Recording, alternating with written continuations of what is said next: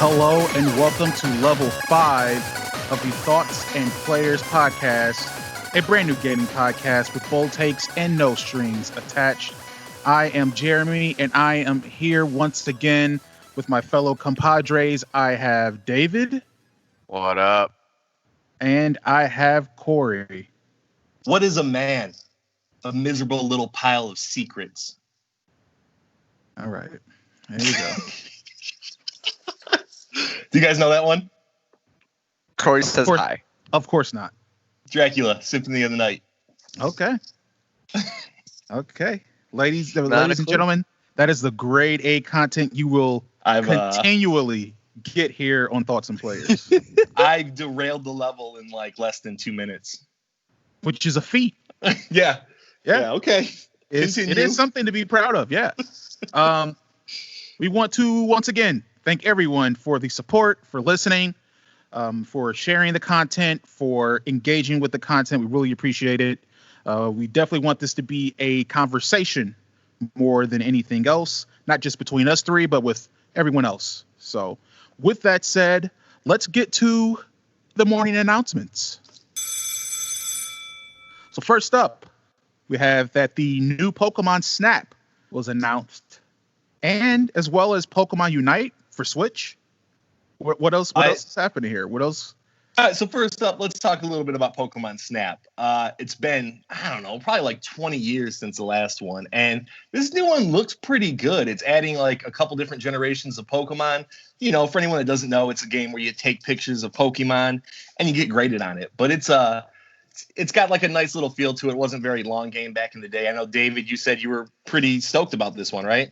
Oh, yeah, I'm buying it. I don't even care if it looks bad or not. I'll determine that with my playthrough. Like, I'm Jeremy, so excited. how about you? Yeah, the concept of digitally taking pictures in digital things never made sense to me. So this is going to be a hard pass on the Pokemon Snap. Now, if it was Pokemon Stadium. Oh, heck yeah, dude. I love Pokemon Stadium as well.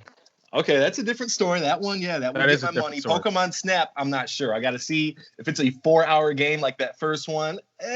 Probably not. If it's a 50-hour game, still probably not. But we'll see. We'll see how it goes. And then Pokemon Unite. You guys don't know what this one is at all? I have not a clue. No idea. It is a Pokemon MOBA.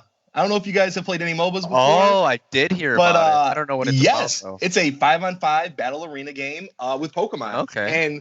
And watching the trailer, it seems like Pokemon it's perfect for it. You know, I know the other MOBAs like the League of Legends and Dota 2, they have like all these different kind of heroes, right?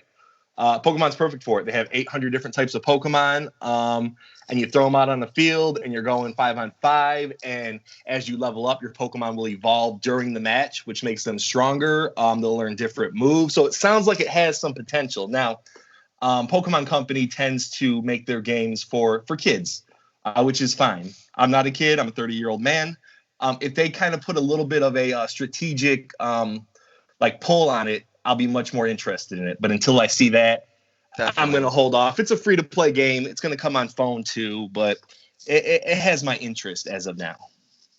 I mean, Pokemon games nowadays are more structured than they used to be. Like the Evo levels and breeding patterns and this and that. Like there's so much. I'm overwhelmed. I don't even try to play them anymore. Yeah, I have this pact where I'm not going to buy the next Pokemon game. I'm not going to do it. But I've had that pact for the last 4 or 5 Pokemon games. And I keep doing it. I don't know why, because they're pretty much the same game. So I am looking to kind of find that different type of Pokemon game that really gets me. But we'll see if this is it. I mean, I think the reason why is because obviously you're someone who doesn't honor pacts. I mean, I feel like that's a clear indication of it. I am without honor. Is that what you're saying? That's what you're saying. That's what you just said. I'm just clarifying. That's all. But I won't judge. No one will judge here. Okay. Yeah. We're not here for judging, just the news. Exactly. We're here but we're also going to judge games later, but that's besides the point. Right. Number two, we have that Cyberpunk 2077 was delayed until November 19th. I don't know how you guys first responded when you heard this. My first response was good. So, what'd you guys think? I mean, is there going to be a point of buying it on the systems now? If you're getting a new system, like why not just wait the extra month? Okay, so that's a great point because when I first heard this news, November 19th, PlayStation 5 is coming out. It's got to be coming out within those couple weeks, right? Like it has to. Like so they had to come out before Christmas. it's going to. But I was initially kind of upset because I'm like, man, I'm going to get the PlayStation 5 and then I'm going to buy Cyberpunk and play it on my PS4 when I got this brand new system. But CD Projekt Red has already come out and said, hey, it's automatically going to be backwards compatible for the PS5 and Xbox Series X, and you will both get a free upgrade to that version once we release it. So in my mind, CD Projekt Red is probably the number one company out on the market right now in terms of like how they treat their fans. So initially I was a little upset. After I heard that news, it was like, yeah, you know what? They're a great company. The customers that they have, they treat them well. You know, they're not going to try to nickel and dime them, and I'm going to get it day one. But that information, that sells it. Like if that's how it's going to be, it's definitely worth just to get it when it comes out then. Yeah, I and they did appreciate have that. yeah, man, great company. And they did have a like little conference today called the Night City Wire. Showed off a new trailer, showed off a new gameplay feature, and they showed off that they're going to be doing an anime in 2022 with Netflix. All of it looked really good. So hype levels for Cyberpunk are kind of through the roof right now.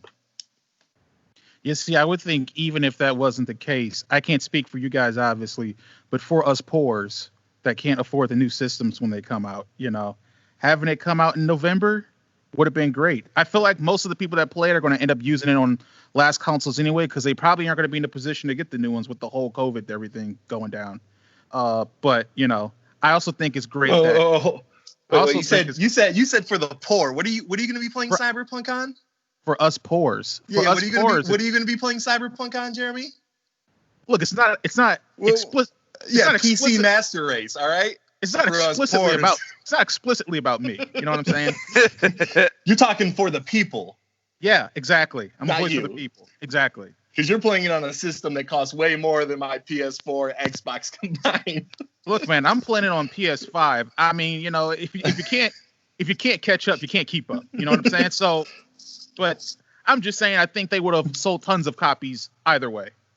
I think them pushing it super close to the new consoles coming up probably doesn't deter their sales that much, because you may have some people, like I'm pretty sure we said before. I know I did. I waited like a year and a half before I bought an Xbox One. Right. There's going to be other people that probably wait that long, maybe even longer, because of all the stuff that happened. They can still enjoy themselves in Cyberpunk 2077. So.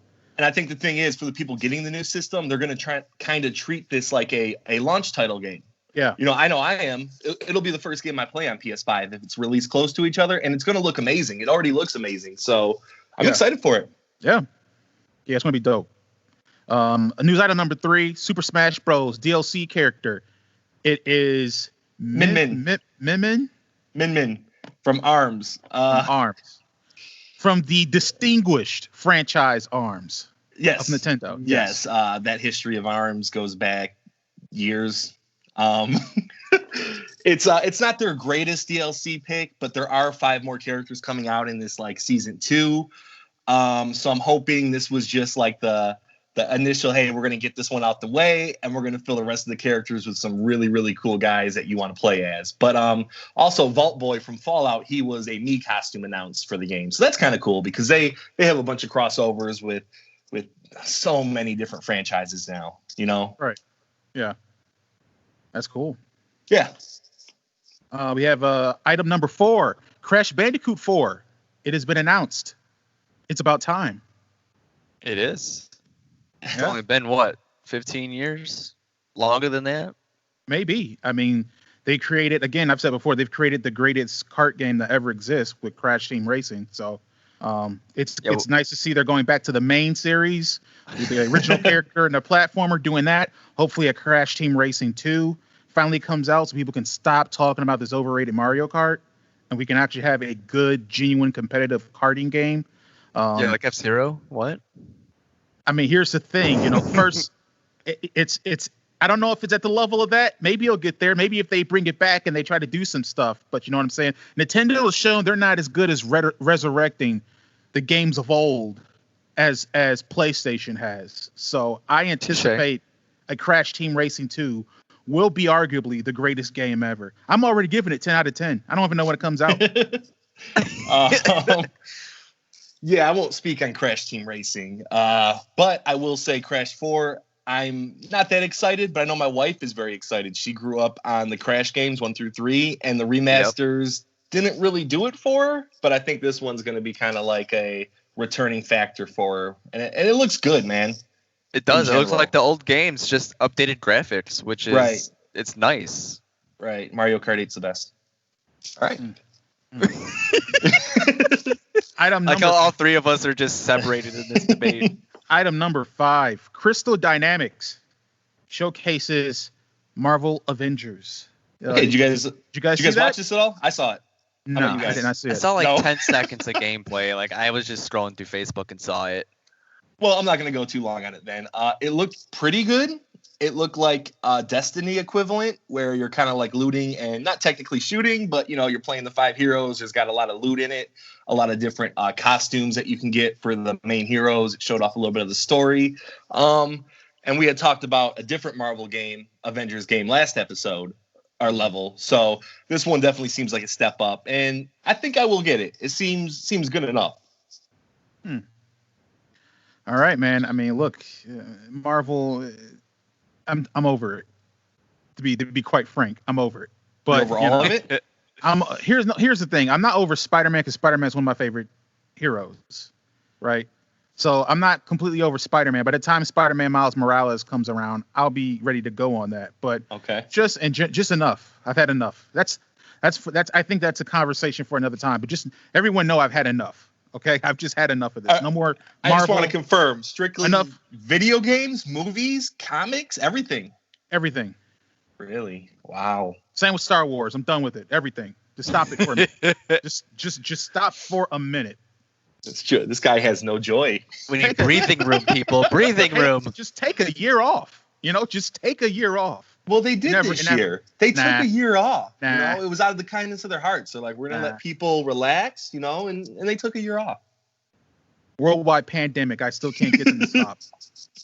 So, with that said, we're going to get to the round table. Now, the first thing we're going to get to, Cory, I believe this has your interest, is EA. They had their Play Live this past week or so. Yeah, it just barely has my interest, honestly. I actually watched the conference a couple days ago, and it was kind of boring.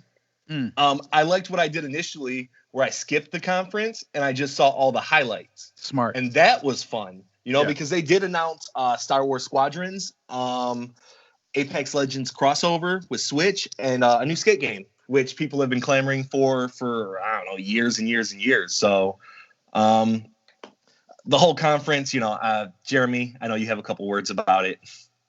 I believe it was maybe our second level when I said that the Xbox presentation felt useless. Mm-hmm. This felt useless. So, yeah, they announced the skate game, which is actually good. That's maybe the only redeeming thing out of it. I know Star Wars Squadrons, people are excited about that. They want like a Rogue Squadron reimagination or something like that. So I'm sure people are excited about it. And I believe it's supposed to come out at $40. And not $60. Okay. So people like that. Apex Legends crossplay. I'm sure my cousin has some passing interest. He's liking of that. But I don't really play Apex Legends. So yeah, but otherwise pretty meaningless and boring. Incredibly boring. Yeah, I'm thankful I did not watch it. David, any thoughts on any of these? Just turn that over. End it, kind of. Just go to the Apex crossplay. I think is awesome. I don't know how well it's gonna work on the Switch, because like my computer kind of has problems with it. But that's when everything's like at ultra. So maybe they're just gonna dumb down everything. But it's great because now I can play with some of my friends because they're on like Xbox and stuff. I've only been able to play with 4 or 5 people. So I think it's gonna be great because it's gonna just have more people playing together, more people online at one time, and I think they'll probably be able to do more stuff with the game. Now you seem like you're pretty excited for Tony Hawk, right? Yeah. Skate's not the same way at all? Not really. I played the first one, and it was, it's pretty cool, but like I liked the original Tony Hawk's, and Underground was okay. Okay. But like I didn't like anything after that either. Okay. So I think I just like the simple skate from like Tony Hawk 1 and 2.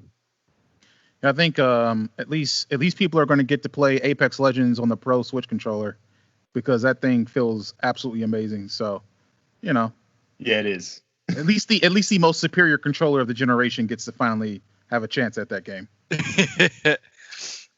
Yeah, that's the thing with Nintendo is they made some great controllers. I know everyone isn't fond of like the Wii and Wii U, but like the N64, the Switch, they're revolutionary in my opinion.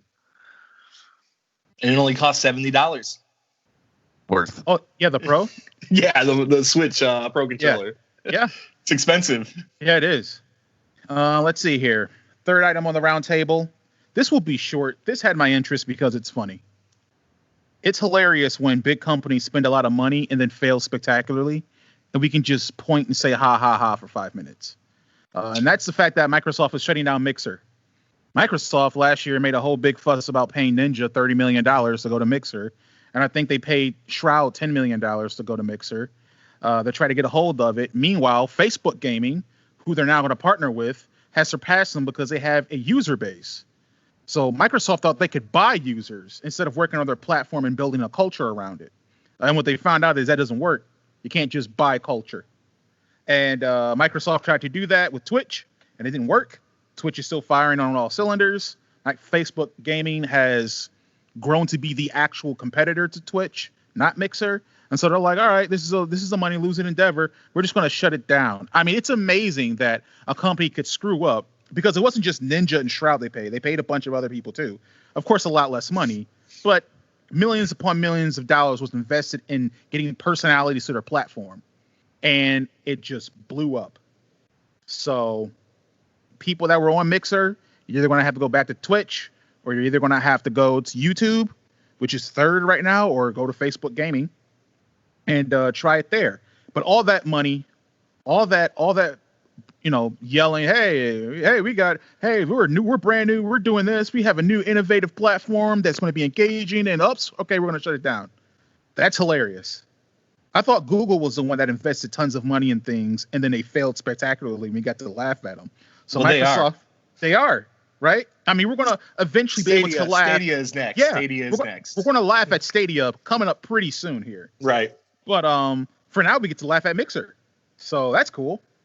So no, the thing is, like Ninja Shroud, they're not like contracted to go over to Facebook Gaming, like because Mixer's just gone, right? So there's no just gone. Yeah. So they made their money. So. They made their money, Good and then they're gonna. I think they're gonna go back to Twitch and then continue to make their money. I mean, I would, but I hope this is a lesson people can learn from and not do it themselves. Just let Google do it and Microsoft do it. Yeah, because not everybody has the money to waste like they do. Right. I mean, just between those two, just Shroud and Ninja are 40 million. That's nuts. Contracts, just those two. We're not even including. I can't even I don't even know what the operational cost of running Mixer was. That's not even factored in. I'm talking just these exclusivity deals they just dealt out last year to try to win and get people over in Twitch. And to be able to say, okay, we blew 80 million. All right, let's shut it down. That's incredible. Hey man, they got a game plan. We don't know what it is. They might not know what it is, but yeah, they're gonna do something with it, man. I don't know. Yeah, blowing up $100 million platform seems like something you do when you don't have a game plan, or at least not a very good one. David, you use Twitch, right? Yeah. Any thoughts of ever going to Mixer? Was there any consideration? I had none. I did make an account and followed my friend because that's where she went to, and she's streaming on there. I actually never really had the time to go watch, but I did support the people I knew that went to it, which was just her. But I just stayed on Twitch. I just felt it had the culture, like Jeremy said. I didn't see Mixer really going anywhere, but I didn't see Blu-ray becoming anything either. Just see how that went. That's the reason Mixer failed, right? Like it was just a lesser Twitch, and Twitch already had that culture, that establishment, those personalities. There was really no reason to migrate to Mixer, right? Right. If they did it the correct way, like what Twitch has done and Facebook has done, they have grew user base, everything like that. They didn't just go like, "Hey, here's a bunch of money." I think it could have been a thing, and it would have been a great competitor, but they didn't go about it the right way. So long to Mixer. R.I.P. Wamp, wamp, wamp. Now we are going to move on to the What You Playing section, where we talk about what we are playing. So, David, what have you been playing? All right, so I've been playing a lot of the Dead by Daylight because the Pyramid Head came out and Cheryl, and he really added a lot to the game. He is both short range and a long range killer. He has a move where he stabs the ground, and it's like Punishment of Damnation or something like that, and he can hit him from far away, from behind objects, stuff like that, because survivors can loop you, and it's really hard to keep up with them if you're not good at it. And I've been playing a lot of Survivor. Cheryl, her perks are great. There's this thing called Obsession in the game, and only one of the 4 survivors are the Obsession. So when you're using her perk, you can see the Obsession through anywhere out in the map, and knowing that information is really helpful, especially if they're like being chased, so you know how long you have, so you can like do gens and stuff like that. And then of course Overwatch. I did recently hit Diamond as a healer finally, so that's going pretty good. And then I played some Aztec Empire, and we'll all talk about that later. It's definitely not a game for me. As I said, we'll talk about that more, and you guys will know what that's all about. And thanks to Eric, I did start playing MO Astray. I don't have anything to say on it. I'll talk about that on the next real episode level. Okay. So, Cory, what have you been up to? What you playing? All right, so I have done my best to beat The Last of Us 2. I put the hours in. I struggled. It was painful, but I did do it. Not painful in like a this game sucks sense, but it was just a lot to take in for that short period of time that I've had it. But we're going to be talking about that in a little bit. The game I want to talk about is a game called Katana Zero. It is a 2D action platformer. Devolver Digital published it. And it's kind of like a Hotline Miami clone in terms of like you're in like these rooms and you're trying to take out these set of enemies, and it's very quick paced. One bullet kills you, but one sword swing kills them. So it's a little bit of like a puzzle. You're trying to figure out the best route you want to take. And if you die, you respawn super quick. So you can die 15, 20 times in a matter of a minute, but it never really feels too bad. It's like, okay, I just screwed up there. I screwed up there. It's got a really cool art style. It's got like a neon splash sort of thing. There's a lot of drug references. It has like a cool little, now the story's not really much to talk about, but the world they set up was kind of cool. It's, like I said, it's a little bit forgettable. Characters are okay, but it's just a fun like action game. There's a little bit of a slow-mo, which I didn't use until like the last 15% of the game. And by the time I started using it, I wasn't very good at it. So it took me a little bit to adjust.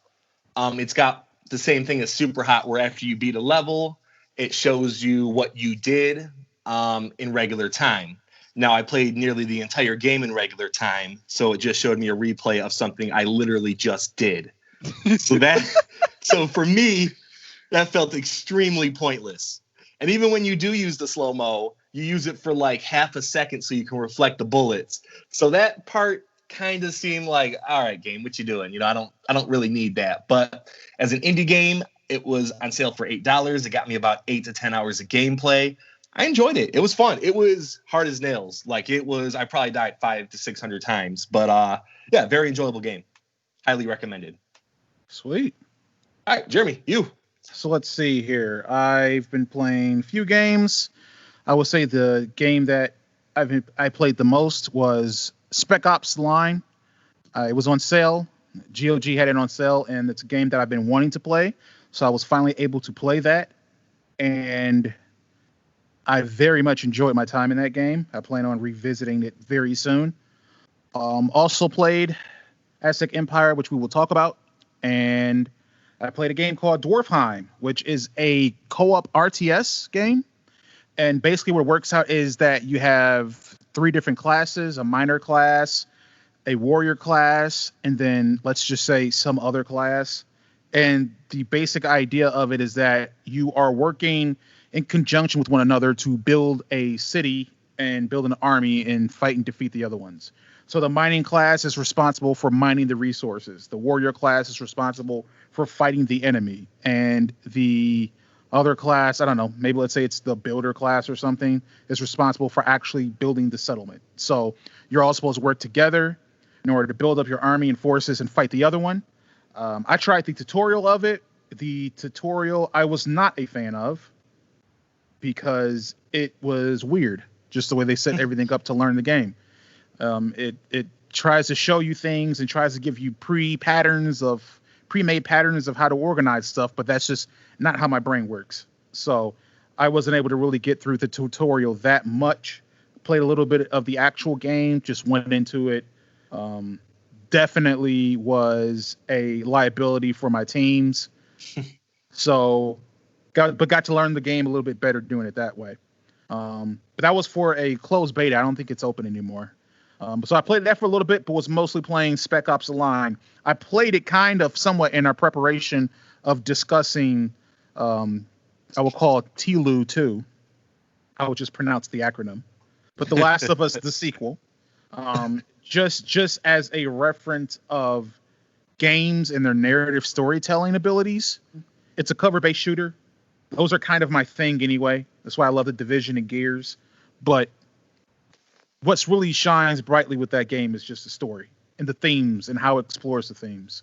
So, yeah, great game. About 6-7 hours for a campaign. I'm going to jump right back into it because there's a bunch of little story nuggets in it that I want to pick up again on another playthrough. So that's pretty much what I have been playing.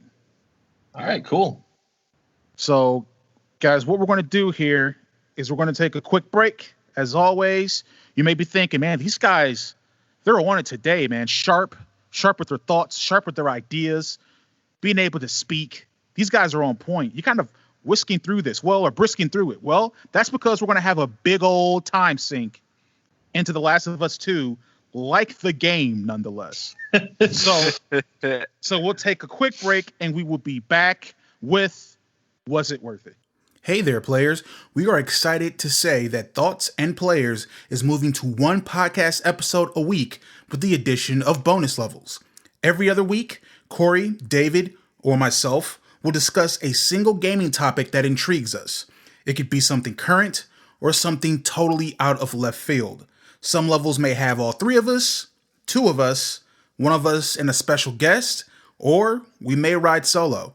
Either way, we hope you'll listen and contribute to the conversation. Thanks for tuning in, and now, back to the show. And we are back, and we are going to hop in to our favorite segment, Was It Worth It? Where we talk about a game we've played, maybe not necessarily beat, but we've played, have impressions upon, and think, hey, man, was this thing worth the dollar amount? And obviously, I believe this time, obviously, the game we will be talking about, that everyone has been talking about, that has been the target of thought and debate and criticism and conversation and discourse and disagreement, bitter disagreement, is the Naughty Dog opus sequel to their 2013 opus, The Last of Us Part 2. So to lead this discussion is going to be Cory. I myself have not actually played the game. I've watched someone play the game because I was more interested in the story than anything. And when reviews came out that this game is going to be between 25 and 30 hours, I had a very quick no thanks on the game part, on the gameplay part. So Cory, take it away. You determine. You tell us what was your thoughts as you played it. All right, so first off, like you were saying, it has a 94 meta score with critics right now, and it has a 4.5 user score, which is a huge differential. The people cannot agree. So I'm here to kind of set you guys straight and let you know, is it closer to that meta score or closer to the user score? Now, as you said, it's a sequel to the original game that was made in 2013. It's set 5 years after the fact. It stars Ellie and Joel. They're the protagonists, and it's an action-adventure game.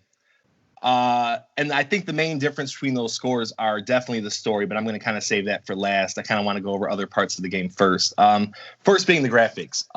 Majority of the game takes place in Seattle, and it's never looked worse. The place is just destroyed. It's overgrown, but it is beautiful. It is one of the best cities I have seen in a game. Everything's overgrown. There's destruction, but everything feels like it's exactly where it needs to be. And just for the variety of detail in like the different shops you go to, all these things are destroyed, but they, Naughty Dog, they definitely made sure to make every area feel unique. Like you can go into a tattoo shop, a salon, a Halloween store. Every store is 100% different. Which is nice. You know, you're not seeing the same stuff. And even when you're grabbing materials from there, it kind of fits in. You go to the salon, you get more crafting material like the scissors or the tools like that. It's really, really nice. Now, one of my criticisms of the game is, and this is going to sound like a weird one, but the graphics are so nice and the environments are so well done that sometimes it can be kind of hard to figure out where you need to go in the level in the game. You're looking around like, okay, where am I at? Where am I trying to go? Oh, I'm trying to go between these two trees. Now that's a small criticism. The game it looks beautiful. And there's a couple different locations that you visit, but I don't want to really spoil anything. But the main story takes place in Seattle. In Seattle, it rains a lot. So there's a lot of water. The water looks really good. There's just a lot of good variety and all that.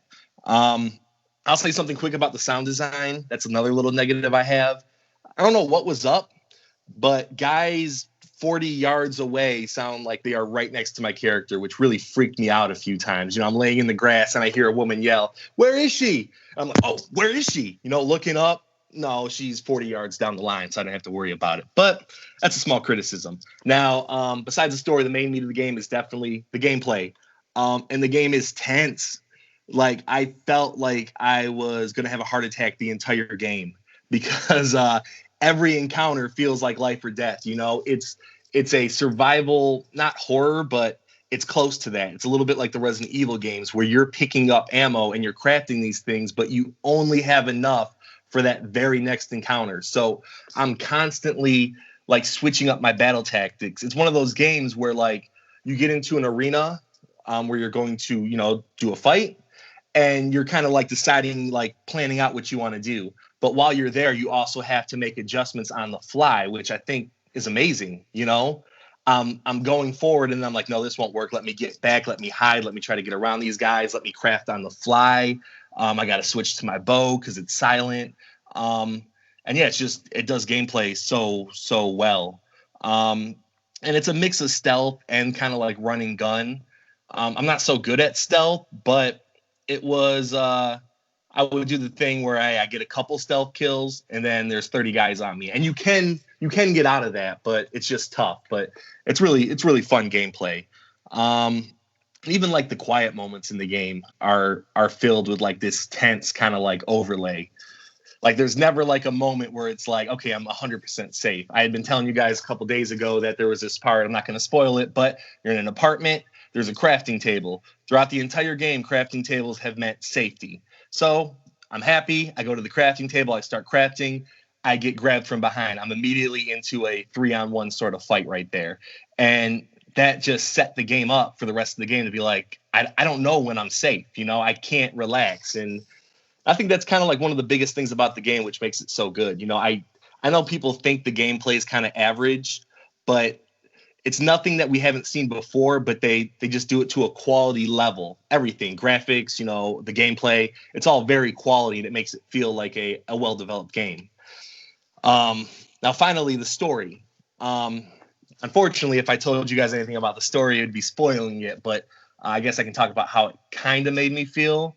It's not a good feeling. You know, I didn't leave this game being like, man, golly, oh my goodness, what a great, you know, story that was. But it almost feels kind of like an Oscar movie. You know, some of those Oscar movies that leave you feeling bad, but you know, it's a great story. The characters, in my opinion, are well developed. Jeremy, I know you have a couple different opinions on that, but I thought the characters were well developed. The story structure was sound. You know, character motivations in my mind made sense. Whether I agreed with them or not, that's what the character would do in that moment. And I enjoyed it. Was it worth it? It was $60. I played the game for 23 hours and 15 minutes exactly. So a little bit shorter than some of the professional reviews, but yeah, 100% worth it, no doubt. One of the best games I played this year for sure. And yeah, it was worth it. There you go. Let's see here. I have a couple of questions I'll add. Yeah, man, hit me. So let's see here. And again, I'll avoid the specifics of story stuff. I will say, based upon impressions that I had, the game. See, it's interesting because I've heard a lot of people say that the game is beautiful. Right. Which I agree with what I think you're saying. I did not. I will say that I found parts of the game beautiful, but I don't aesthetically find bushes growing over concrete beautiful. So most of the game is that. Right. So I would say it did a really good job of, as you said, rendering things in detail, realistic, having them pop out and be engaging. I think in that aspect, this game does it probably maybe the best of this gen, or really close to Red Dead Redemption 2. Right. In regards to that. So with that, definitely, you talked about the mechanics of stealth, the sound and some of the sound design, and like the people sounding really close when they're further away. Yeah. Yeah, I noticed that as well. But I think overall, though, the sound design of the game is pretty good in regards to how the guns sound, how the voices sound, the atmosphere, using your, they have the same mechanic where you can listen in. That Sonic, whatever it is from the first game, it's in this one too. Yeah. And you have to rely on that. So they have that as well. That's good too. Pretty solid. Yeah, good impressions there. The characters is where we will probably disagree. Yeah. Characters, not. I would say, I'm not going to say that they're terribly written characters. I'm going to say that they may be one of the weaker parts of the game compared to other aspects of it, I'll say. How about compared to Last of Us 1? I know you had played that most of the way through. The characters in The Last of Us Part 1 are incredible. They're terrific. Okay. The characters in the story in Part 1 is what I love the most. Okay. It's part of the reason why I decided, well, instead of me actually trying to grit my teeth and play it to get to the story, I'll just watch the story, because if I played the game, I would probably I didn't enjoy the mechanics of it at all. Right. And as far as the first one. So in this one, it's that, but twice as much. So I know that it would have had a negative impact on my perspective on it. So okay. I'm actually kind of glad I avoided that. But yeah, the characters in the first one, great, man. Ellie's character is great. Joel's character is great. Even the people you meet along the way are great. They give you glimpses into how humanity is dealing with this thing, how everyone's dealing and coping with this thing. That is essentially the apocalypse, right? The zombie thing. Yeah, that all was great. Here, motivations don't make sense, which lead to actions that help propel the plot. But Jeremy, I just said the motivations did make sense. Yeah, I know. I know that. But I gotta let you speak, man. Where can we discuss this more? So what we're gonna do is we're gonna put this out, guys. This is level 5. We're also gonna have a special Last of Us specific segment that we will put out separately from this. It will contain spoilers. That's why we're doing it. So if you want to be spoiler free and you're taking it, as David is, because he wants to play it and enjoy this game organically in all its glory, then I say listen to this and then wait till you get it on PS4 or PS5. But if you're someone that's already played it, wants someone else's opinion, or if you're someone that doesn't really give a crap, or if you've already decided you hated the game and just, again, really don't care, go ahead and give us a listen there, because me and Cory will be talking about some things about this game. But I'll say I pretty much leave it there. You mentioned the scores and the criticisms earlier. It had a 4.5 of the user scores. Most of that is just user review bombing. I think 100% of that has to deal with the story, and especially how there was leaks beforehand. people were able to read those leaks and immediately on the day it came out, assign those scores. Yeah. You know, and that, to me, that's what gave it that 4.5, because people saw the leaks, they didn't like what they saw, and they assigned it that. But I'll say, even though I had looked at the leaks, those moments still kind of like hit me in a certain way, and it didn't really take away from it as much as I thought. And if you play the game, to me, it all makes sense, you know. But I don't think it deserves a 4.5. Now, a 9.4 would put, or a 94 would put it as like one of the greatest games ever made. A couple days ago, I told you I was leaning more towards a 10.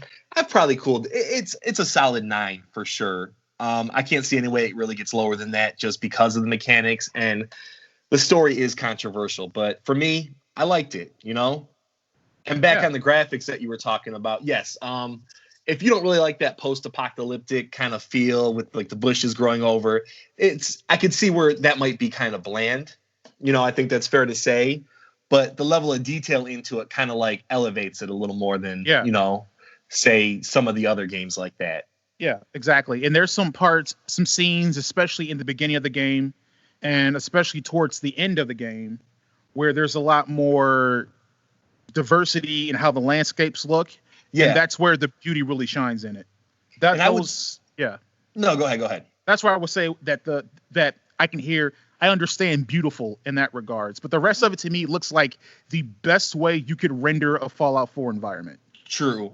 I would say this though, like in terms of like the game mostly taking place in Seattle, they even do a good job of having variety in that. They elevate you to higher points in the city. They do a lot of water sections. They do, you know, a lot of indoor sections. I think they do enough variety in just the city of Seattle to kind of like make it so you're not too bored at looking at the same thing.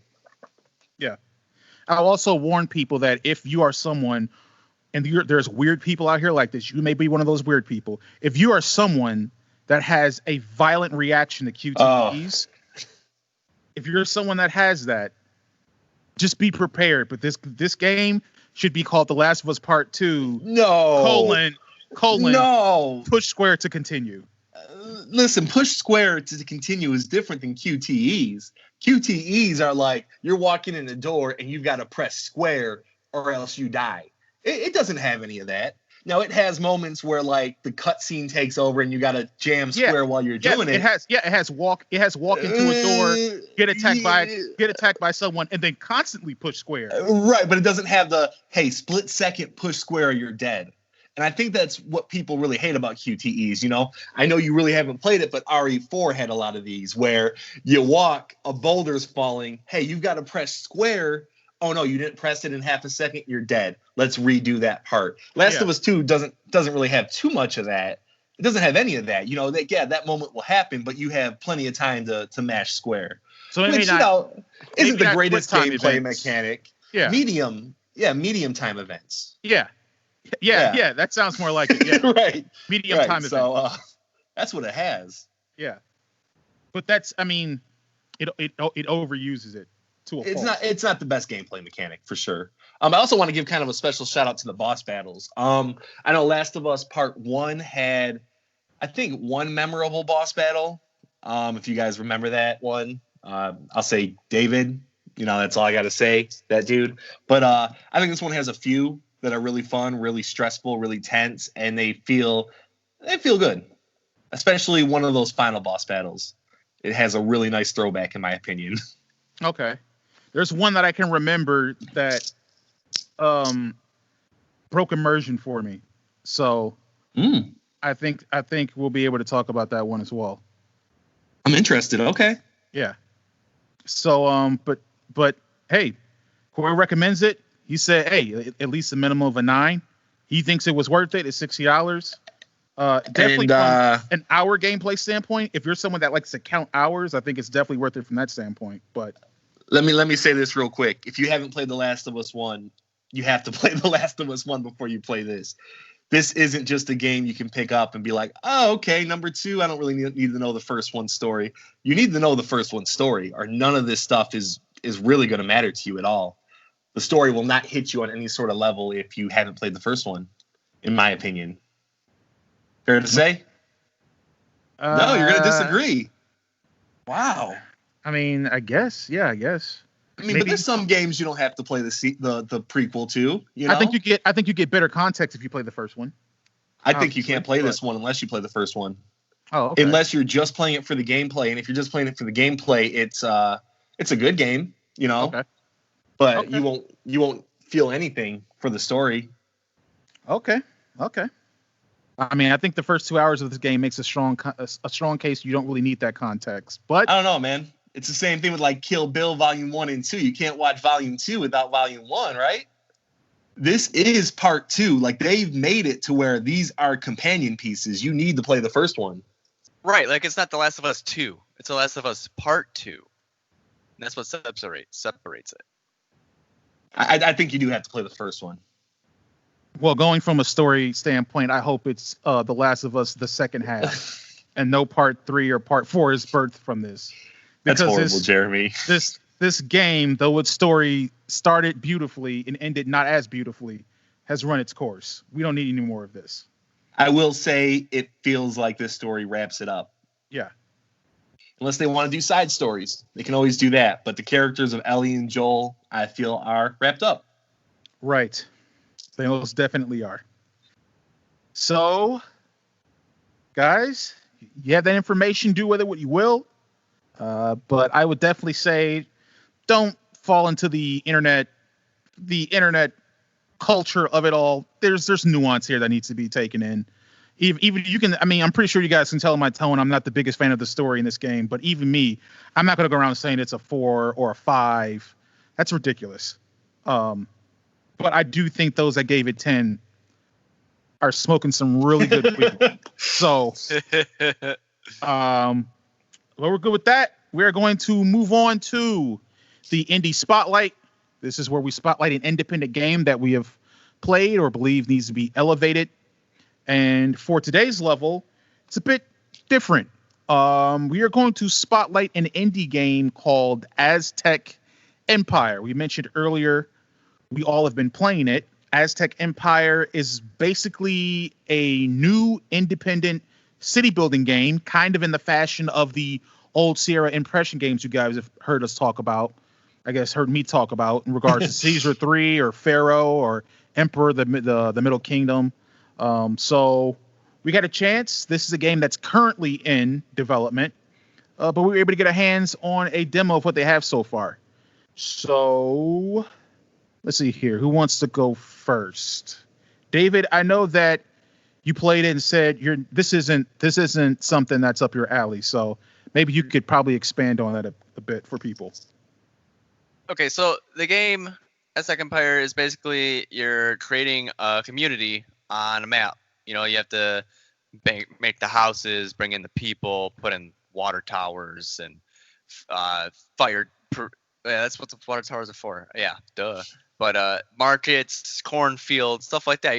You're making a community, and you know you have the time lapse for the corn to grow and form the crop it, everything like that. And I just can't get into building games like that. So I think it was pretty simple, though. I wasn't confused or anything.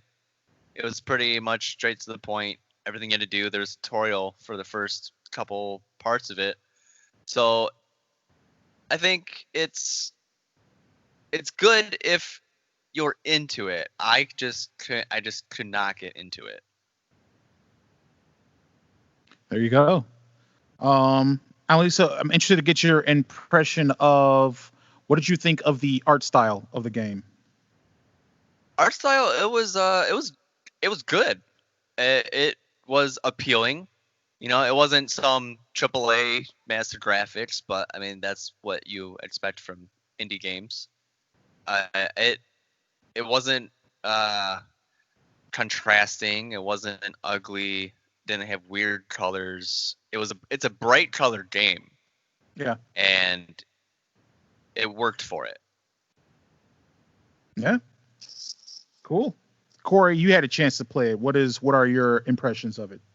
Yeah, I liked it. It seemed like a simple city building game, which I'm not a huge fan of, but I have played the SimCity games in the past. It was fun. You know, it was it was a short demo, but I felt like I kind of got the feel of the game. I enjoyed the theme of it, building up Aztec, the Aztec Empire. That was cool. I haven't seen that too much. The character, like the main assistant guy, was real peppy. The music was real peppy. It all felt like a game that you could sit down, enjoy, kind of just play for an hour or two and just kind of have a good time with it. The mechanics all seemed pretty solid. I would say I am a little bit confused by some of the icons. They didn't really tell me what everything meant. And as a person who doesn't play sitting building games, I was a little confused, but I was able to work through it all. And I kind of like the idea of that God aspect that the demo ends on, where it seems like this God's telling you what to do, but it might not be in the best interest of your community. Mm-hmm. So it ended at a perfect time for someone who wants to buy the game. Because now I'm like, I want to see what's going to happen, Like, am I going to betray this God, or am I going to, it was cool. I definitely want to see where it goes, because that one area was on the smaller side. But yeah, it was fun. Had a good time with it. Yeah. Yeah. This is, again, they're making it kind of an homage to those games, those Sierra Impression games. I think if they're taking that approach with it as a city builder, it works well. Really enjoy the art style. It is nice and bright, like David said. The buildings are distinct, so what the temple is, not because it's, a temple that you just select and build, but because I think it's like colored pink or something, or purple. But it doesn't seem out of line. The art style is very much in line with Aztec culture. So, but the game art style is great.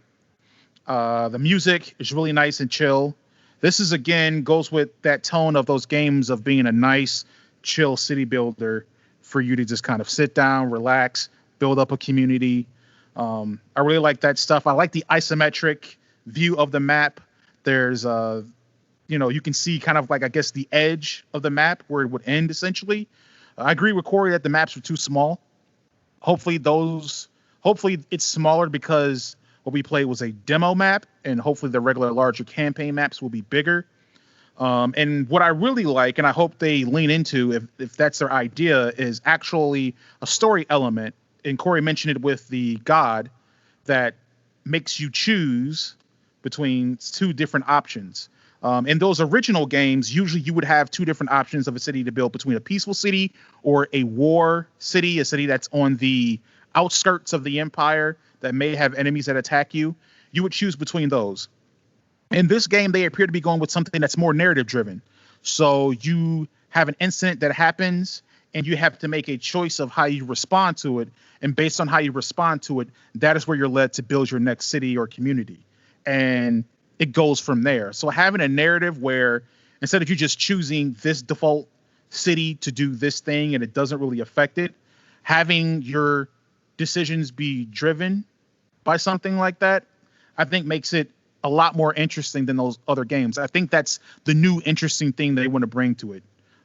Which, if that's what they're going for, I think that's a great idea. So I'm looking forward. I'm like Cory. I'm definitely looking forward to them developing this game a bit more and being able to jump into it and see where the story takes you. Now, thing is, it seems like a little bit of a simpler city builder. Is this still a game for you? I know you're kind of like probably advanced when it comes to those types of games. Is this something that you're still interested in, even though it seems a little bit on the easier side? Oh yeah, definitely. Because again, I love those games and I love more complex things. But if I want to play a complex city builder, then I play Frostpunk. Right. If I want something a little bit simpler, that's easier to jump into, that's more interesting, this is a perfect game that falls in line with that. It's a newer game, so I'm expecting for them to eventually add more complex systems to it, so that runs right in line. It'd be nice to buy a city builder game like that where the last one wasn't made in 2002. So, yeah, I'm fully with it. So it's a lot of time for a new game of this. Yeah. I think it has a lot of potential. I think you said it was on Kickstarter right now? Or Yes. That's, and we'll make sure, if you guys are interested, if you guys actually want to support the development of the game, we're not saying you have to, but if their Kickstarter page is where basically most of the information about this game is available. I believe the demo for the game is actually also available at the Kickstarter. So we'll link that in the show notes and the description, so that way you guys can check it out. But they have a Kickstarter that I believe is active right now. So Okay, cool. Yeah. But with that, I believe that takes us to the end of this level. I mean, we just flew through this bad boy. But again, we'll have some more for you where we get to discuss and bring the Clash of Minds, on this Last of Us 2 thing. But before we get to our thoughts on that, let's get to our final thoughts on this level. So, Cory, you know what? Yes, sir. I think I know what your final thought is, but I'm not sure. So, Cory, what is your final thought? Okay, so my final thought is I'm going to be continuing the process of letting everyone know my favorite board games. It's a segment that got a lot of buzz last level. Really? I know everyone. Yes. Yes, I know everyone's kind of like, what's it going to be? What's number one? So I'm happy to let you guys all know I'm going through number 15 through 6 today. 15, we have Downforce. 14, we have Decrypto. 13, we have Cosmic Encounter. 12, we have Cyclades. 11, we have Blood Rage. 10, we have Great Western Trail. 9, we have Secret Hitler. 8, we have Kemet. 7 is Food Chain Magnate. And 6 is Century Golem Edition. There you have it, 15 through 6. I will do the final 5 next level. Guys, have you heard of any of those? I've heard of Secret Hitler. Really? Yeah. Okay, awesome. Yeah, that's a great game. Yeah, I watched I watched them. It's like you can play it on the computer. They have it set up where you can play it that way too. I remember watching the late Total Biscuit on YouTube would play that with his friends. So nice. I remember watching a good bit of that. It was fun. So, it's a very fun game. Yeah. Pretty much your family sitting around accusing each other of being Hitler. Yeah. So, I mean... Is it like the werewolf game or Mafia? It's a lot like those. Okay, so I understand that. I think it has a little bit more meat on the bones in those games. There's a few more different things that you can do. After a certain amount in the game, you're allowed to shoot somebody, and they're out for the rest of the game. You get clues to who it might be and stuff like that. But no, it's a very fun game. I like it. As of all of these are. They're all fun. Well, I mean, they're in your top 25. Of course they are. That's right. That's right. David, what is your final thought? All right, you guys know I'm all about that positivity. So my positivity today is go for your goals. Even if you have to do little baby steps, one step today or one step in a week, in a month, just put the time into it. It actually really helps. If you're stagnant, nothing will come of it. So why not just put in that little bit? It builds up. It creates what you're building. Just go for it. That's beautiful. Thank you. My final thought is, what is it? My final thought is that I need to plug in my computer before it dies, and then everything we've just did doesn't mean anything.